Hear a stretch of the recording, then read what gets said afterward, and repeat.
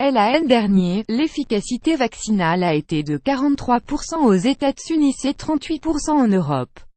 Lorsque le vaccin est optimal, l'efficacité avoisine 60 à 70%, tous âges confondus. 123 217 993 Studio mstock.adobe.com. Infographie des experts américains estiment que le faible niveau de protection l'année dernière serait lié au mode de fabrication. Chaque année, certains s'interrogent sur l'opportunité de se faire vacciner contre la grippe, sachant que le vaccin n'est pas optimal. En réalité, son efficacité reste très bonne contre certaines souches et beaucoup moins contre d'autres. Tout dépend donc de celles qui circuleront cet hiver, ce qui explique pourquoi la protection varie tant d'une saison à l'autre. L'an dernier, l'efficacité vaccinale a été de 43% aux États-Unis et 38% en Europe. Lorsque le vaccin est optimal, l'efficacité avoisine 60 à 70%, tous âges confondus. Un important excès de mortalité, supérieur à 20 000 décès, a été observé en France lors de l'hiver 20 160 2017, bulletin épidémiologique hebdomadaire du 10 octobre 2017. Des chercheurs américains ont avancé lundi, dans les comptes rendus de l'Académie des sciences américaines PNAS, une explication au manque d'efficacité du vaccin observé la saison dernière, alors que sa composition semblait bien adaptée au virus circulant.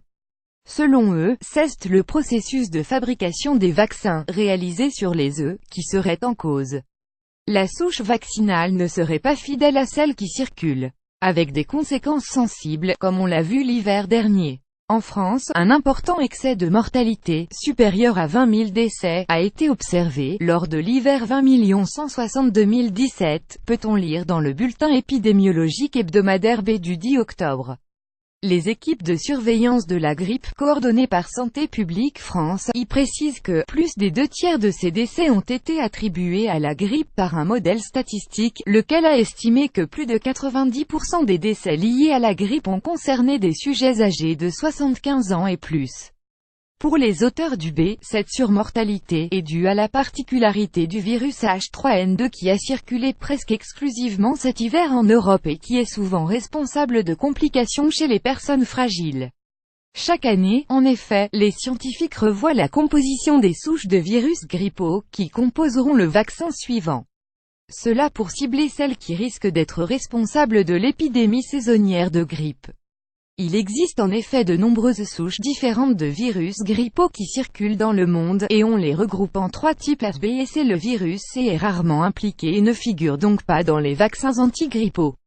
L'année dernière, comme cette année, le cocktail vaccinal comportait 2 souches A, l'une de sous-type H1N1, l'autre de sous-type H3N2 et une souche B. Lors de l'épidémie de l'hiver 20 140 2015, marquée par une surmortalité importante de 18 300 décès, la plus élevée depuis l'hiver 2006, l'explication semblait claire. La souche virale dominant l'épidémie était une souche H3N2 qui n'avait pas été incluse dans la composition vaccinale saisonnière décidée de 6 à 9 mois avant la saison hivernale. Mais l'explication ne tient pas pour l'année dernière. En effet, à première vue, la souche qui a dominé l'épidémie, H3N2, figurait bien dans le vaccin.